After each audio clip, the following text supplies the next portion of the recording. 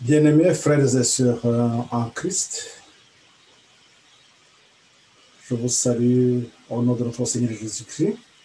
Bon sabbat.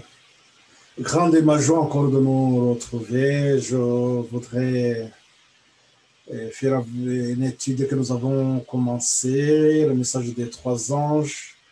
Et dernièrement, nous avons commencé à introduire le message du deuxième ange.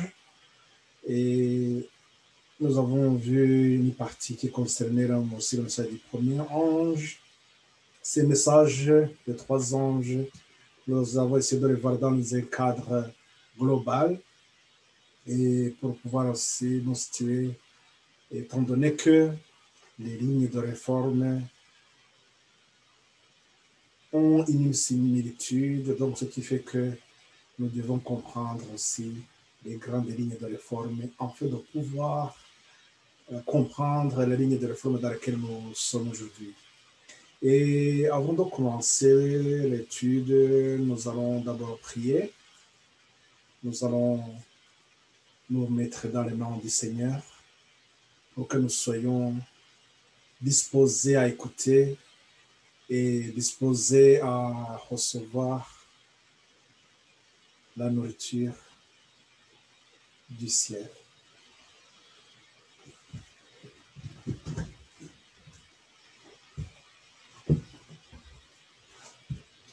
Prions.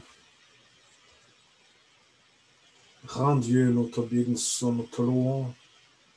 Nous voici, Seigneur, devant ta sainte face. Nous venons à toi, Père.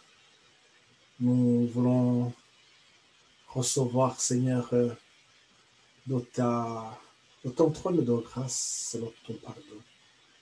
Veuillez, Seigneur, nous purifier, nous de nos péchés, afin que, Seigneur, nos vases puissent contenir, recevoir ce que tu nous donnes tous les jours, Seigneur.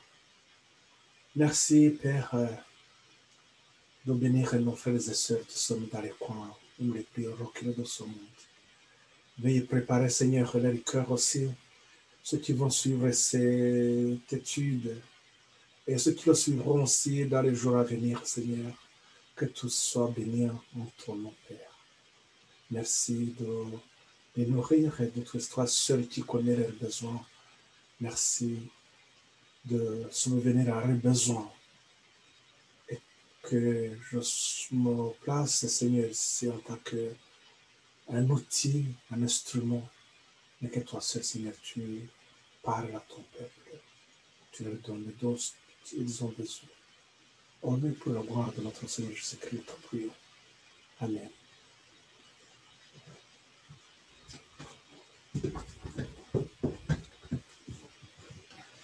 Et donc, comme je vous l'ai dit, ce message des trois anges, il s'inscrit aussi dans une perspective prophétique et il se décline aussi à partir de Genèse 3,15. Donc, c'est ce que nous avons vu la fois passée. On avait vu que le message du premier ange qui appelle à la repentance et à développer la foi en un libérateur futur. Ce temps qui s'est écoulé, et c'est tant de siècles et de siècles, nous permettait tout simplement à nos patriarches de trouver leur espoir en ce sauveur. Et cela donc ce message qui est en rapport avec l'Ancien Testament. C'était pour développer justement la foi et la repentance. Donc le message du premier ange, craindre Dieu et lui donner gloire. Et ce que nous allons voir, je vais vous partager donc l'écran. Comme dans Genèse, le message de Genèse 3,15, vous dit l'évangile éternel. c'est un message prophétique. Qui dit prophétique, on évoque une notion de temps. Nous devons donc comprendre ces messages à travers l'histoire ou à travers le temps. On est dans une perspective donc prophétique, dans une perspective de temps. Et lorsque nous voyons justement, il faudrait que nous arrivions à voir ce message de Genèse 3.15, comment elle est déclinée dans le temps, comment ce message se répercute dans le temps, et cela va nous permettre aussi de placer la dernière portion bien sûr de l'évangile. La dernière portion de l'évangile, le message des 3 anges, l'Apocalypse 14. Nous avons vu ça, que la dernière portion de l'évangile, le message des 3 anges qui nous annonce le jugement. Le message d'Apocalypse 14, 6 à 12. Ces messages donnent la dernière portion, ou bien le dernier message à ce monde, le dernier avertissement, qui est le message du 3e ange. Donc là, et sans doute que ce message aussi, ce message des 3 anges d'Apocalypse 14, 6 à 12, ils suivent la même logique aussi. Ils suivent aussi des poteaux indicateurs et des signes de temps. Quand nous parlons des poteaux indicateurs et des signes de temps, je pense que là, nous avons compris directement que nous sommes en train de parler, au lieu de répondre à la question qui se posait, le quand la prophétie de Daniel en donne donc la réponse. Et nous allons donc voir dans ces lignes, et je partageais l'écran.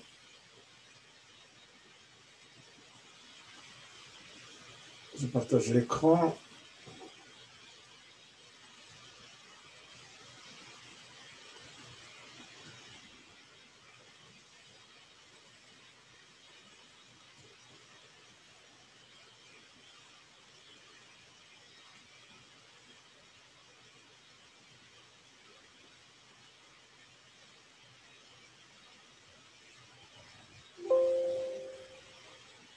Donc là, oui, le message, donc là, les 3 anges, la question qui a un rapport avec le quand.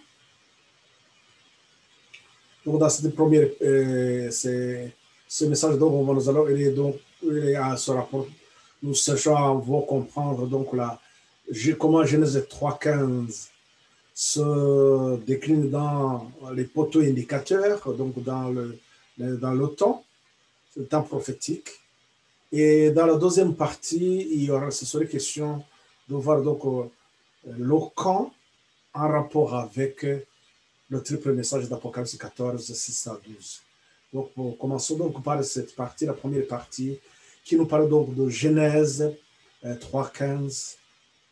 Genèse 3.15, comment ces messages se déclinent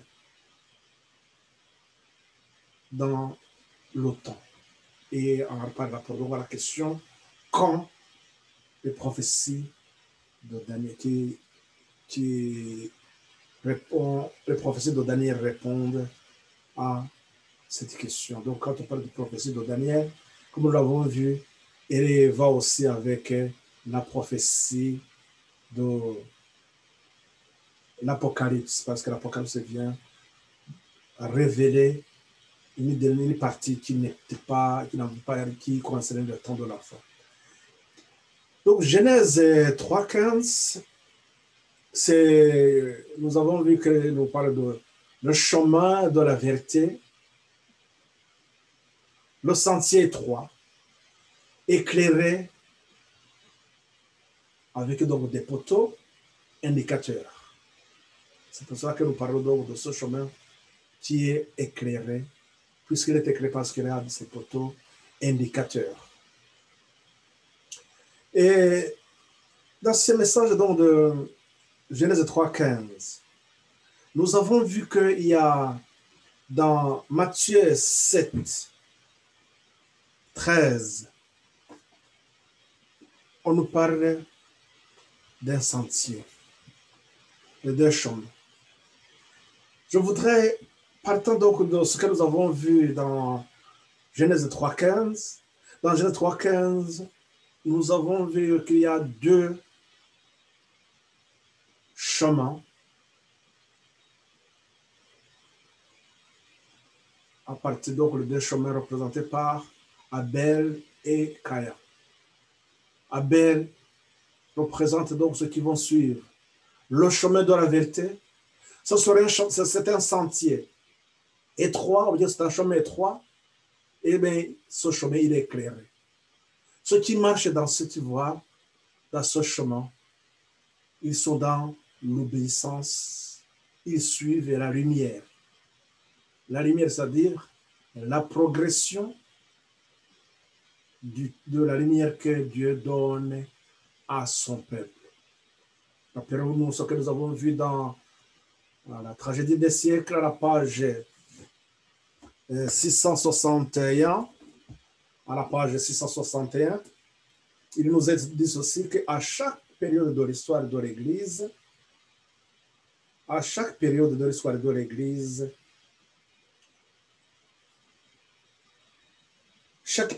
donc de l'histoire de l'Église a été marquée par quelques vérités adaptées aux besoins de l'époque. C'est donc il y a, à chaque période de l'histoire, il y a des nouvelles révélations, ce qui nous veut dire tout simplement, au fur et à mesure que nous progressons dans ce chemin de la vérité, nous avons d'autres nouvelles lumières, et c'est ce que nous appelons les vérités présentes, la vérité du temps dans lequel nous vivons. Et ce chemin donc est éclairé. Lorsque nous avançons, nous arrivons dans le moment venu, donc dans Matthieu 7, Christ aussi, il va nous parler de deux chemins dont Matthieu 7, 13.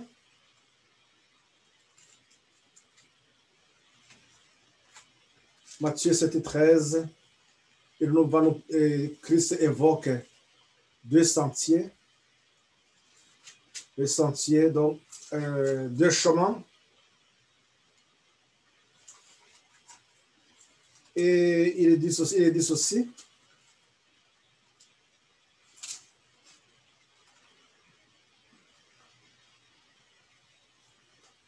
excusez-moi, c'est 7 et 13, je me suis trompé, j'avais pris.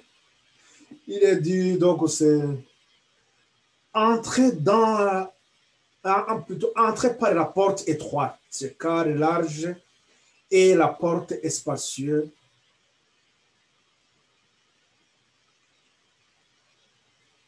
Excusez-moi, entrer par la porte étroite, car large, et la porte spacieux, le chemin qui mène à la perdition.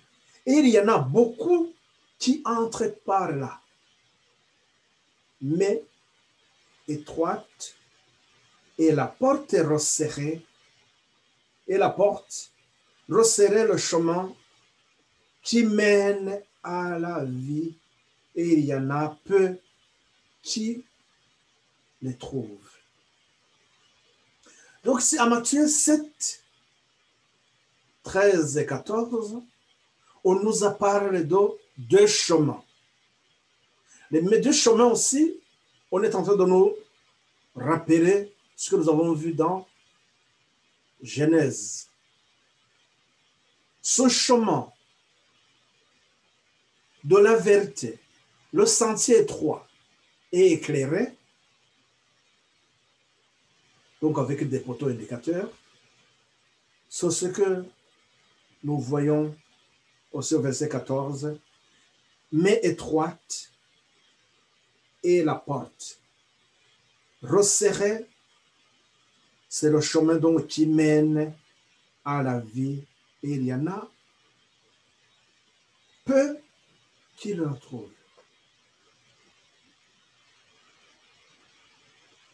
Ces deux chemins, si on fait le lien avec donc ce que nous avons dans la Genèse, nous voyons qu'une multitude, une grande majorité va aller vers la perdition. Ils vont suivre le chemin d'Ocaïa. Ce chemin d'Ocaïa, qu'est-ce que nous avons constaté? Donc, ils sont dans la rébellion, ils vont marcher dans les ténèbres. Quand ils marchent dans les ténèbres, donc, ils ne sont pas éclairés. Ils n'ont aucun signe qui leur montre là où ils vont. Ils sont en train d'errer. C'est pourquoi on parle de l'égarement. Ils se sont égarés. Alors que le chemin étroit, il y a peu qui marchent dans cette voie. Ce chemin, c'est le chemin de l'obéissance, le chemin qui suit la lumière, qui suit Christ.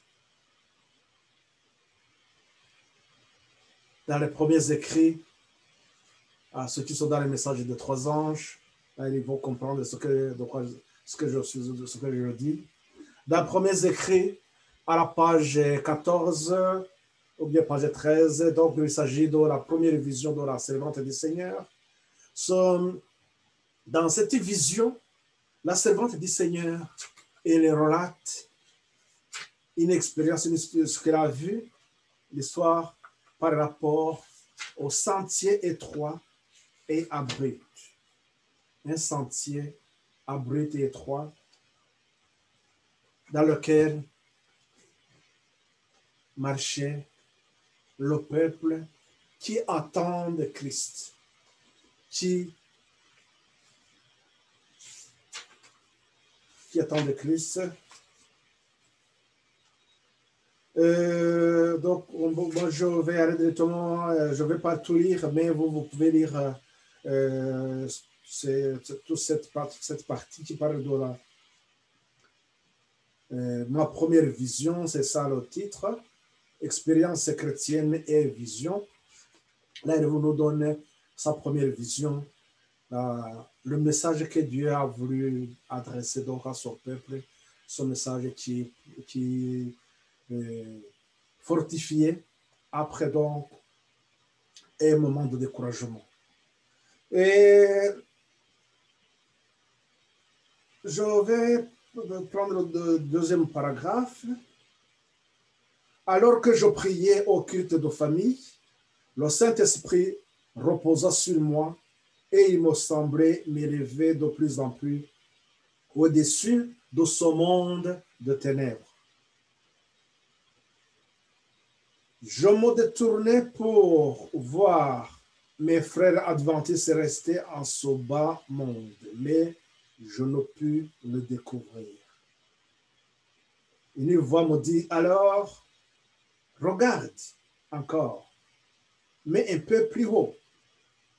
Je levai les yeux et je vis un sentier, abrupt et étroit, bien au-dessus, bien au-dessus de ce monde. C'est là que les adventistes s'avançaient vers la sainte cité.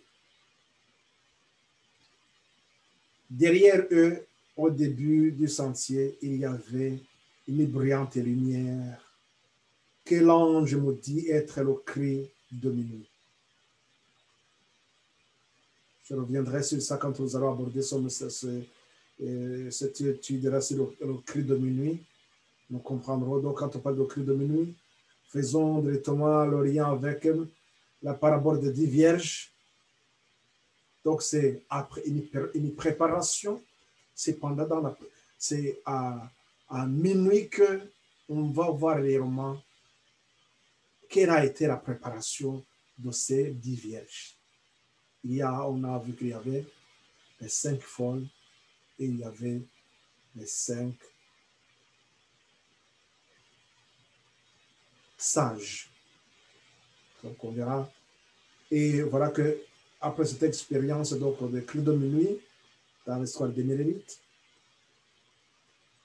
la servante du Seigneur, il va avoir donc cette illusion, il va que c'était ce cri de minuit, donc constitue une lumière qui les éclairait, qui était de derrière. Mais cette lumière donc éclairait le sentier dans toute sa longueur pour que leurs pieds ne s'achoppent pas. Jésus marchait à leur tête pour les guider et tant qu'ils fixaient les regards sur lui, ils étaient en sécurité. Une lumière qui les éclaire, mais Christ était à la tête de son sentier étroit et abrupt, tant que son peuple qui va vers le ciel, tant que son peuple fixe les regards sur Christ, ils sont en sécurité. Et rappelons-nous que la lumière était là pour les éclairer, pour que les pieds ne se choquent pas, pour qu'ils ne tombent pas. Vous pouvez lire la suite. Ce que nous devons comprendre par là, tout simplement, que nous devons fixer notre regard sur Christ. Christ, notre prêtre, dans le lieu saint, et Christ, dans le lieu très saint, notre grand prêtre. Et donc, si nous nous rappelons bien ce que nous avons vu dans ce message donc de Genèse 3,15, qui, dans les poteaux indicateurs, va nous révéler donc la progression de la lumière. Et cette lumière qui émane de Christ, et cette lumière va éclairer son peuple. Et comme ça, nous avons vu, je ne vais pas trop tarder sur ce que nous avons vu et comment ce message donc, du premier ange que nous avons vu qui commence donc, comme nous avons vu comment le message du premier ange donc, commence depuis le jardin d'Éden. Il y a un conflit entre Christ et Satan et ce conflit qui va arriver à la fin et où Christ va écraser la tête du serpent. Donc nous avons une victoire. Ça, au moins, nous avons dès le début, nous savons la fin de ce conflit. Donc, on n'a pas à douter que la victoire est du côté de ceux qui vont marcher avec Christ dans l'obéissance, suivre les instructions et marcher donc dans la lumière que Christ nous donne au fur et à mesure que nous avançons dans le temps. Donc, ça veut dire que l'homme qui a perdu qui a perdu son état, la ressemblance à Dieu, parce que dans Genèse 1, 26 à 31, il disait que Dieu avait formé l'homme à son image. Donc, il a perdu sa capacité, mais cette capacité sera retrouvée parce que Christ va restaurer l'homme dans son état primitif, à la fin de son conflit. Donc là, nous avons vu que pour se réconcilier avec Dieu, à cause du péché, il faudrait faire le sacrifice. Et nous avons vu que c'était ça, c'est une notion, c'était une leçon que Dieu a donnée pour que les pécheurs puissent se rappeler constamment de leur forfait de leur péché et de cela pouvoir se repentir. Et en égorgeant l'animal innocent plutôt on devrait comprendre la gravité, la culpabilité et la gravité de son acte, la gravité aussi du péché.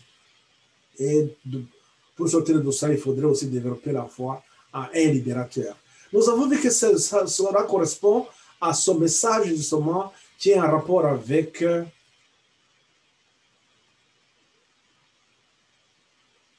message du premier ange, haïr le péché, se repentir et développer la foi en un libérateur. Nous avons vu que le péché ne nous sépare pas seulement de Dieu, mais il va détruire en nous deux choses, le désir et la force de vaincre le péché, le mal. Donc notre tendance, nous avons une tendance vers la rébellion, vers les ténèbres. Mais seul Christ peut nous rétablir dans ces bonnes conditions. Vous pouvez lire avec Dieu chaque jour à la page 162 au point 4, ou bien le ministère à la jeunesse, message à la jeunesse plutôt, à la page 15 au verset 2 et au deuxième paragraphe. Il va vous donner aussi, il nous montre comment Christ restaure l'homme dans son état primitif. Nous comprenons par là que dans son message, donc c'est ça ce qui correspond au message du premier ange, et le message du deuxième ange donc vient pour répondre à la question comment nous sommes sauvés, le mécanisme, comment nous serons sauvés. C'est vrai que nous avons la promesse d'un libérateur, mais comment est-ce qu'il va faire? C'était ça une question qui se posait à Adam et Ève. Et ils ne savaient pas aussi quand. Ça, je répète toujours. Mais nous comprenons que dans ce message, donc, qui nous parle de qui va nous donner la lumière sur le comment Christ, son libérateur, va faire. Nous avons eu un message qui est dans l'Exode 25, 8 à 9, à travers le tabernacle. C'est là où nous avons vu que l'œuvre du Christ, qui est la justice et le jugement. Donc, les deux phases dans l'œuvre du Christ. Et où est-ce qu'il fait ça? Il exerce ça où? Dans le lien, dans le ciel, puisque il nous est bien dit que, Exode 25 au verset 9, que Moïse allait regarder le modèle qui est au ciel. Christ, dans cette étude donc des rites de comment nous sommes sauvés, en instruisant nos patriarches, tous ceux qui vivaient avant la venue du Messie, lorsqu'ils étaient donc dans le désert, donc ils avaient compris donc le message de faire des sacrifices. Et après donc le Christ qui, ça c'est le Christ qui allait verser son sang. Donc remarquons que lorsque Christ a versé son sang, il accomplissait quoi? Il accomplissait ce qui se passait dans le parvis. Donc ce qui s'est passé là, c'était le premier enseignement que Adam et Ève a eu dans le jardin de Jardin. Et de ce message-là, l'œuvre du Christ, donc lorsqu'à 31, Christ verse son sang, et il retourne au ciel pour faire quoi? Pour accomplir cette œuvre de la justice et le jugement, la voie de la sanctification. Il va œuvrer pour nous sur cet aspect-là de la justice. Les deux chemins qu'on avait vus tout à l'heure, que j'avais évoqués, donc le sentier de l'obéissance, ce qui marche dans la lumière. Regardons que dans Exode 25, ce message arrive quelques siècles plus tard. C'est lorsque le peuple d'Israël sortait de l'Égypte. Tout ce qui s'est passé avant le peuple d'Israël devant le désert, ils n'avaient pas compris comment on est sauvé. Comment son libérateur a sauvé l'humanité. Donc ça, nous sommes dans la progression de la lumière. Ceux qui acceptent donc cette lumière, c'est ceux qui vont développer, bien sûr, la foi. Rappelons-nous ce que nous avons vu, que lorsque le peuple d'Israël était en Égypte, il y avait cette notion aussi de les enseigner comment ils seraient délivrés de l'esclavage.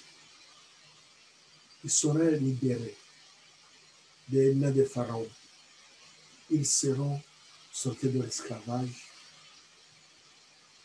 Cette notion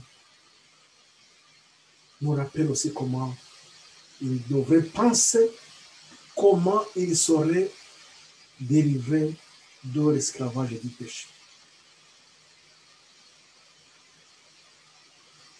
Dans le Philippiens 2:13, c'est Dieu qui crée en nous le désir et c'est lui qui nous donne aussi la force de vaincre le péché. Donc, c'est Dieu aussi qui délivre, qui a délivré, qui délivrait le peuple d'Israël.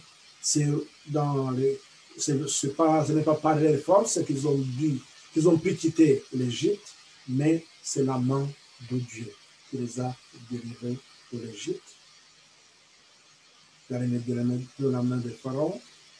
Et c'est Christ, c'est Dieu aussi qui peut nous délivrer du péché, c'est-à-dire en créer en nous le désir de suivre ses instructions et nous donner aussi le pouvoir, la capacité de vaincre. Mais, de même que le peuple d'Israël, lorsqu'ils étaient en Égypte, il y avait ceux qui criaient à Dieu pour qu'il soit délivré. Ils avaient compris combien l'esclavage, combien les péchés, et combien plutôt ces corvées les rendaient difficiles. C'était difficile à s'assurer. Donc, c'est le monstre. Mais il criait à Dieu. Et c'est pour ça que Dieu s'est souvenu de son peuple.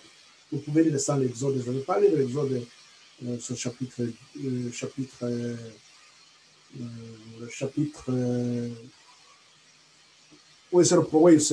le premier chapitre, parce que dans la fin du chapitre de Genèse, on nous montre que donc qu'il y a un autre pharaon qui arrive après Joseph. Donc il y a un autre qui est venu, mais qui, lui, n'était pas en faveur de ce peuple de Dieu.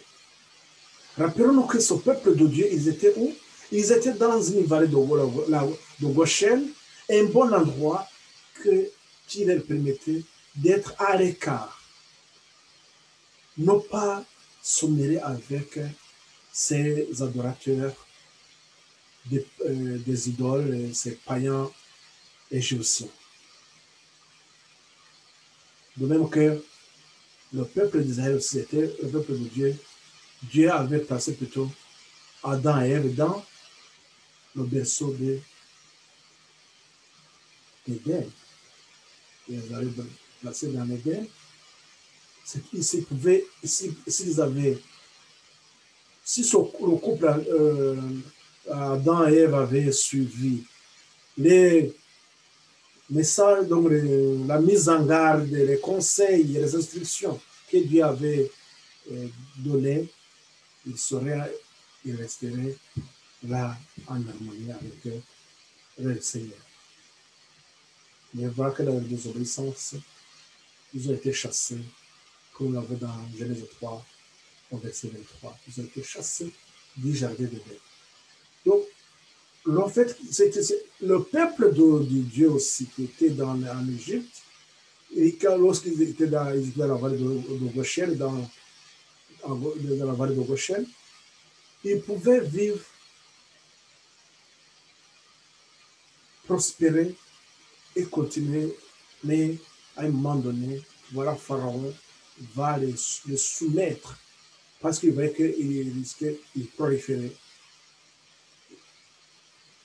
Et ça inquiétait les Égyptiens. Donc, là, nous allons donc avoir une notion comment il sera sauvé. Dieu va faire quoi? Il va d'abord fortifier la foi de son peuple à travers des miracles. Les miracles que Moïse faisait devant les Égyptiens, c'était pour fortifier la foi de son peuple et d'une part, et d'autre part, c'était aussi amener les Égyptiens à la repentance, à la crainte de Dieu, craignez Dieu, le peuple d'Israël, et rendez-lui gloire.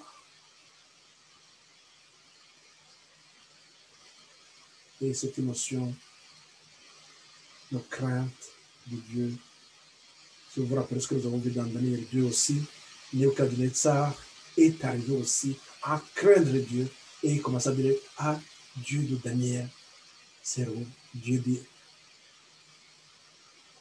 c'est le Dieu tout-puissant. Donc il reconnaît, il est arrivé à reconnaître que le Dieu, le vrai Dieu,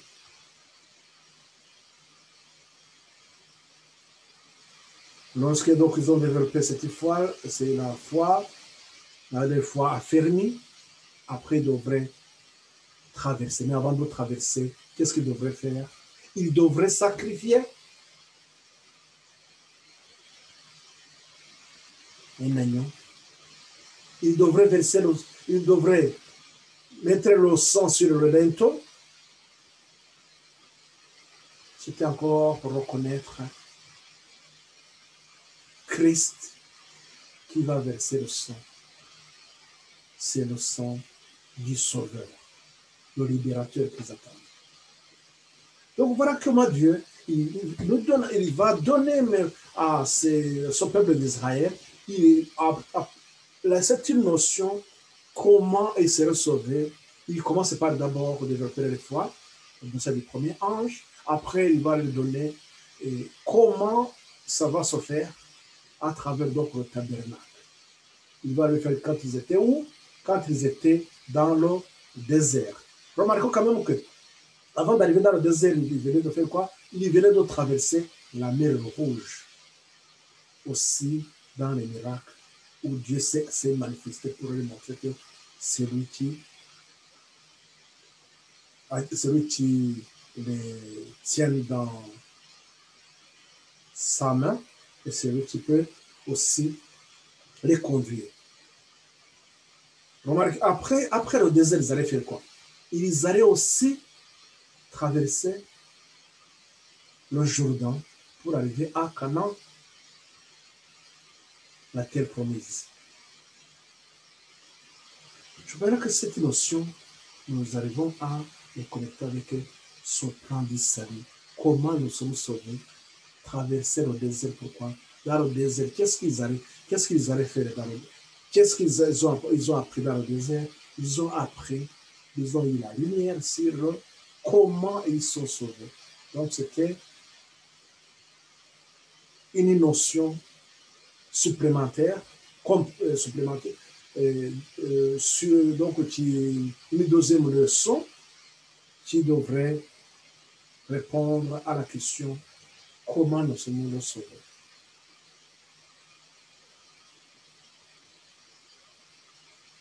Et à la question quand, nous avons vu que cela c'était avec les prophéties de Daniel. Quand on est à parler de quand est-ce le libérateur arrivera. Quand viendra le libérateur? Quand commencera le jugement? Voilà. C'est une question de quand. Il nous place, donc il place le message dans une perspective prophétique. Donc nous voyons dans ça que Genèse 3,15, il est décliné aussi dans le temps. Il nous montre comment les choses vont se dérouler jusqu'à la fin des temps. Il faudrait qu'on arrive justement à déterminer quand est-ce que Christ commencera son œuvre de justice. N'oubliez la question, c'était quand viendra le libérateur, et après de dire quand viendra le jugement. Après le jugement, Christ revient. Donc voilà que après le jugement, c'est la fin de ce conflit.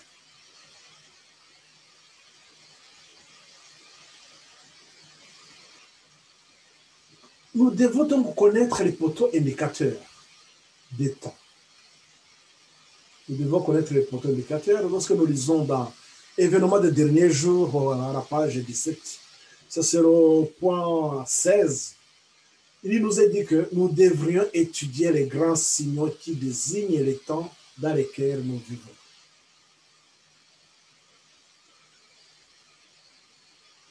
Ça, cette citation, c'est comme une remarque, puisque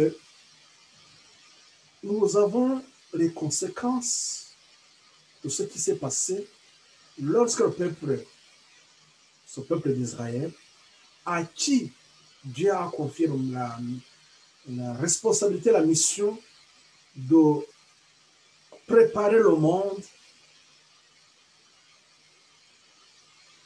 à l'arrivée de leur Messie.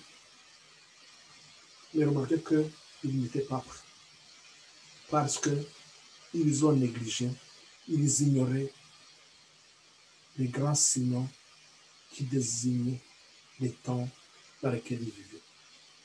C'est pour ça comme ça que cette négligence les a coûté cher. Ils ont rejeté leur Messie. Celui-là qu'Adam attendit. Celui-là que nos patriarches aimeraient rencontrer. Mais le moment venu, puisqu'ils ont rejeté les prophéties des temps, ils n'ont pas su à quel moment leur Messie est allé. Nous avons donc la succession des pouvoirs politico-économiques et religieux et la succession des événements qui vont nous permettre de nous situer par rapport au message prophétique, par rapport aux événements que Dieu a prévus et ordonne de se réaliser. Nous avons vu que dans Daniel 2, nous avons vu les 4 successions des empires et nous avons pu placer aussi le temps du jugement qui vient avant le royaume des cieux, de notre Église. Et nous avons vu que dans Daniel 2 au verset 38, nous a donné donc le début que c'est l'empire de Babylone. Après, il y avait les Mèdes et les Perses que nous avons, qui avaient succédé aux Mèdes et Perses. Plutôt, ce sont les Mèdes et Perses qui avaient succédé à l'empire babylonien. Donc, Daniel 5 au verset 28. Et il y avait aussi l'empire grec qui allait succéder les Mèdes et Perses, comme nous l'avons dans Daniel 8 et 21. Cet empire grec sera remplacé par un autre royaume, et ce royaume qui va arriver à la fin. Donc Daniel 7, verset 7. Et avant que le royaume des cieux s'établisse, c'est qu'il y a un jugement qui va s'offrir. Et Daniel donc 7,14, on a dit comment le royaume s'établit, le royaume des cieux. Dans le quatrième royaume qui arriva à la fin, dans Daniel 7, on avait vu qu'il était symbolisé par ce royaume qui correspond aussi à un animal à 10 cornes. Et cet animal à 10 cornes continue donc jusqu'à la fin. Donc ça, c'est Daniel 7. Donc nous avons depuis les années 600 ans avant Jésus-Christ. Les années se succèdent. Là où nous arrivons dans les années 168 avant Jésus-Christ. Et nous avons donc, on nous parle que après cet animal va continuer jusqu'à la fin. Et cet animal aura 10 cornes. De ces 10 cornes, on nous dit qu'il va y avoir une petite corne. Mais cet animal qui arrive à la fin donc c'est le retour du Christ. Le Christ, il commence quand? Donc là, ça nous permet de situer quelque part dans cette période, dans ce pouvoir pendant le règne de ce quatrième animal. C'est pendant ce temps-là que Christ commence donc son œuvre. C'est dans ce temps-là que Christ, le libérateur qu'on attendait, arrive. Donc là, nous allons avoir donc le temps de grâce qui était considéré comme une promesse. Christ va verser son sang à la croix et son temps de grâce devient réel, devient effectif. Le temps le temps de jugement, ce temps de jugement qui se rapporte, vous savez, que le scellement. Donc, il y a le jugement. Dans ce jugement, dans cette sélection, on a des personnes, ceux-là qui ont marché dans la lumière, qui ont fixé le regard à Christ, qui ont gardé le regard à Christ, qui sont éclairés, qui ont marché dans l'obéissance. Ceux-là, ils vont recevoir le sceau de Dieu et ils seront dignes d'hériter les cieux avec Christ. Dans cet animal, dans ce pouvoir d'homme de cet animal, le quatrième animal, pendant ce temps de grâce, nous avons que donc là, il y a le pouvoir donc de ces 10 cornes. Il y a 10 cornes qui vont remplacer cet animal. Que nous avons vu qui s'est passé en 476. Et après, il y a la petite corne qui va sortir de ces 10 cornes. Et cette petite corne, sa particularité, c'est qu'elle va amener quoi? L'apostasie, la rébellion. L'esprit de Caïn va trouver son application dans ce cas-là. Il va amener l'apostasie. Et cette apostasie continue vers la fin. Voilà pourquoi quand on nous dit qu'il y a une grande multitude qui vont suivre, qui vont aller dans ce chemin de l'apostasie et qui vont se détourner de la vérité. Et en quelques mots, c'est que nous avons donc une succession des événements. Au moins là, nous avons une lumière, nous savons à quel moment comment les événements sont succès.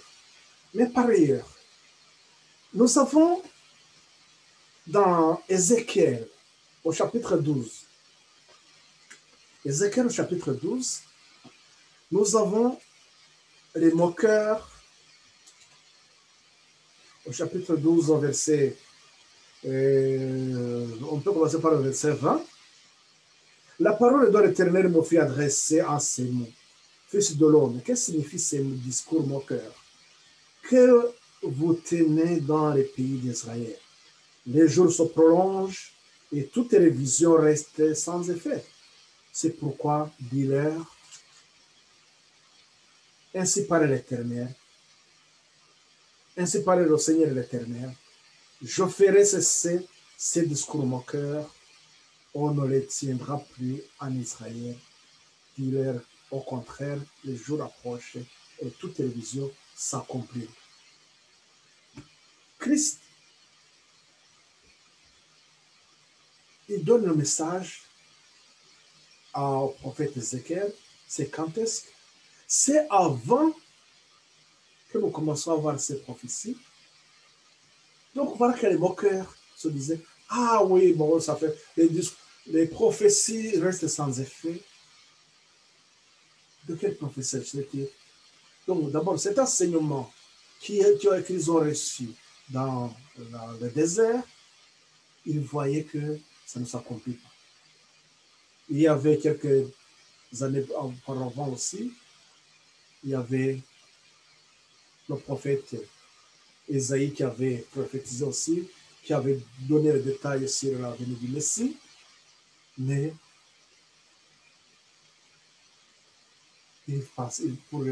c'est quelque chose qui ne pouvait pas arriver. Ils avaient trop attendu.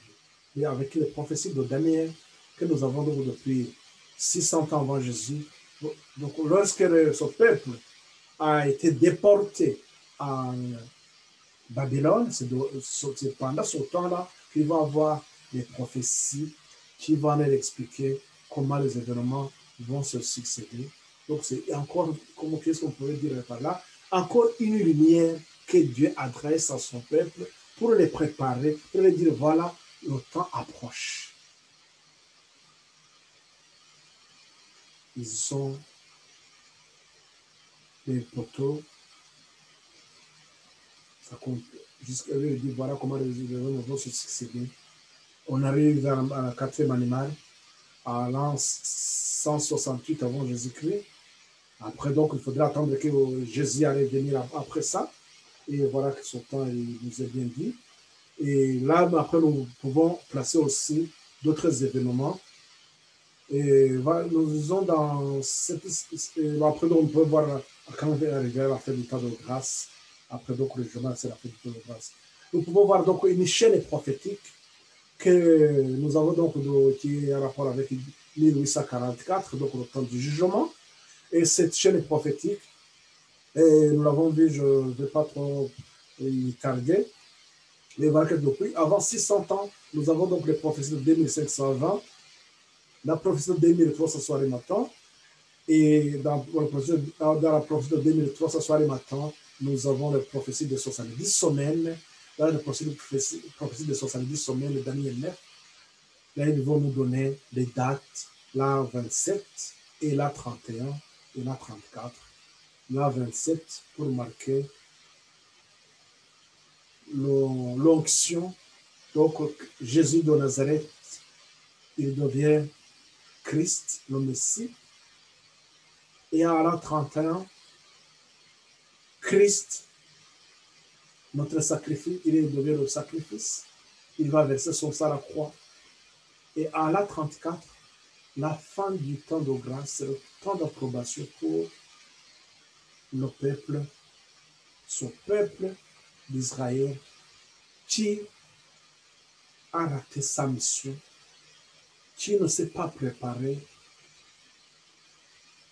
Donc à la 34. Nous avons donc les dates qui nous montrent 508 et 538. Je crois que ces dates, je vous ai parlé de ça une fois. Mais la petite corne, nous savons qu'à l'an 538, elle va recevoir le pouvoir, le plein pouvoir. Et le temps qui a été alloué à ce temps de son autorité, c'était 1260, que nous avons dans Daniel 7, 27. Et qui prend fin en 1798. De 1798, nous commençons donc le message des trois anges. C'est le temps de la fin. comme nous l'avons vu, donc on a commencé le message de 3 anges d'Apocalypse 14. Ces messages d'Apocalypse 14, ces messages doivent être inscrits dans le temps prophétique aussi. Ils vont suivre aussi les signes ou bien les poteaux indicateurs. Nous allons voir ça dans la deuxième partie. La deuxième partie va nous éclairer comment ces messages, donc, dans ce temps de préparation de cette ligne de réforme de 1798 à 1844, donc le message du premier, le message du deuxième ange, nous allons voir comment ces messages aussi, cette histoire de Bérénite, comme nous l'avons dit au début, ce message qui correspond donc au message du premier, au message du deuxième ange, le message du premier, craignez Dieu, rendez-vous gloire, car l'heure du jugement est arrivée. Donc on annonce le temps du jugement en 1800, qui commence en 1844. Et donc, ça, ce tableau, cette chaîne prophétique, nous devons tout simplement comprendre que c'est seulement comprendre donc l'enchaînement des événements, c'est très important, mais ceux qui se placent sous le contrôle de Dieu, afin d'être conduits et dirigés par lui, comprendront l'enchaînement régulier des événements qu'il a prévus et ordonnés. Donc, on voit que ces événements ne viennent pas au hasard, bien sûr, ils sont ordonnés. Ce sont des événements que Dieu a prévus et il les a ordonnés. Chaque événement arrive à un temps donné et à chaque période de l'histoire, comme nous l'avons vu dans la tragédie des siècles, la page 661, à chaque période de l'histoire, à chaque période de l'histoire de l'Église, et oui, il y a un message, une vérité donc adaptée aux besoins de l'époque. Les événements prévus et ordonnés et avec un message qui va avec ces événements.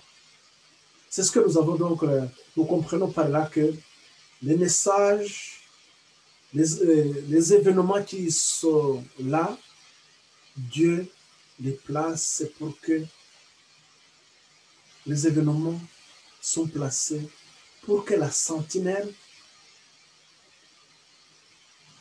en voyant un événement, sonne la trompette, avertisse, pour que les sentinelles avertissent le peuple. Bien sûr, il va falloir que ces sentinelles soient éveillées. Il faut que ces sentinelles restent à leur garde pour pouvoir observer l'événement qui arrive. Cela donc nous permet de comprendre la situation que nous traversons dans ces derniers temps. Donc ceux-là qui sont à mesure de sonder les Écritures, de comprendre les prophéties de Daniel et l'Apocalypse, pour eux, ils pourront comprendre aussi les événements et pourront sonner les trompettes, les sons convenables. Ils pourront se préparer et aider les autres aussi à se préparer. Voilà, mes frères et sœurs, nous arrêtons là. La deuxième partie qui va nous donner aussi les prophéties de Daniel, ou bien qui vont inscrire aussi les messages des trois anges d'Apocalypse 14 dans les poteaux indicateurs, les grands poteaux indicateurs des temps prophétique.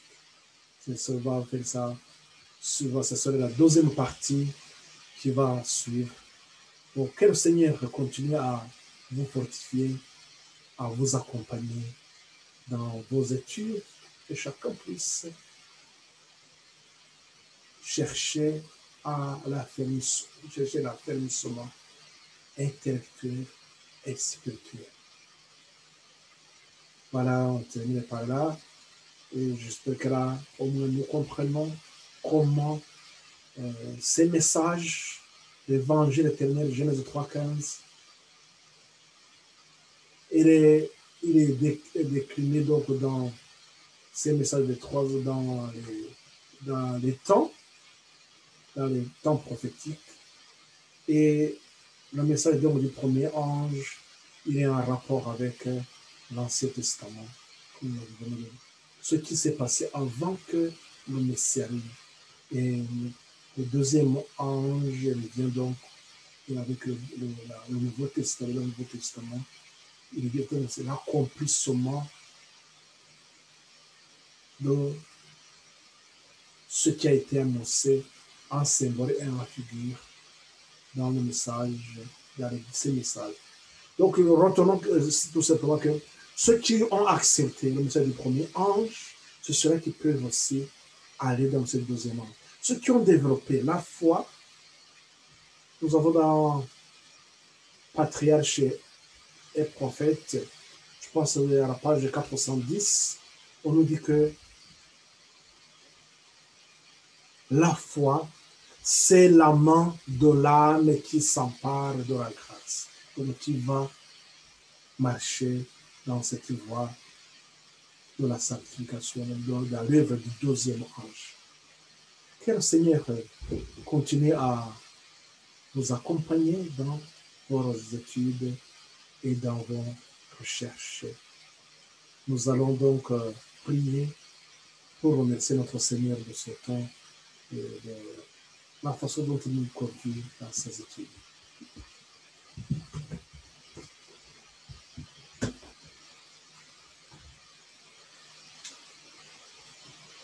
Père éternel, nous te remercions de ce moment, de ce temps de bénédiction que tu nous accordes jour après jour.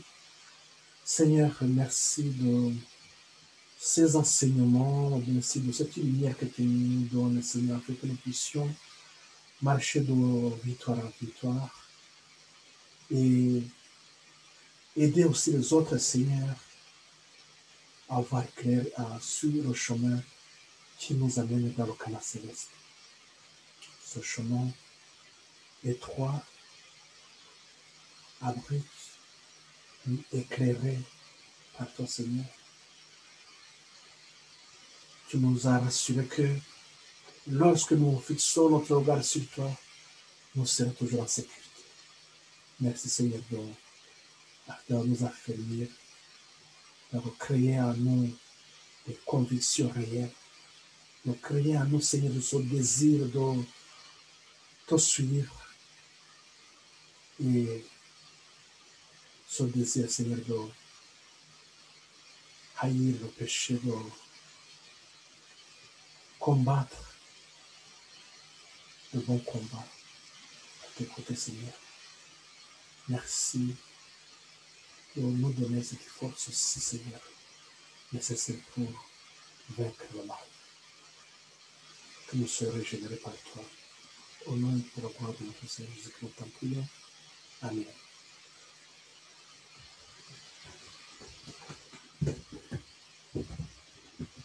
Donc, je vous remercie de vous tous qui me suivent et prenez le temps de vraiment de vous approprier ces messages pour que vous puissiez comprendre là où nous allons et parce que nous sommes devant une crise telle qu'elle nous a été annoncée.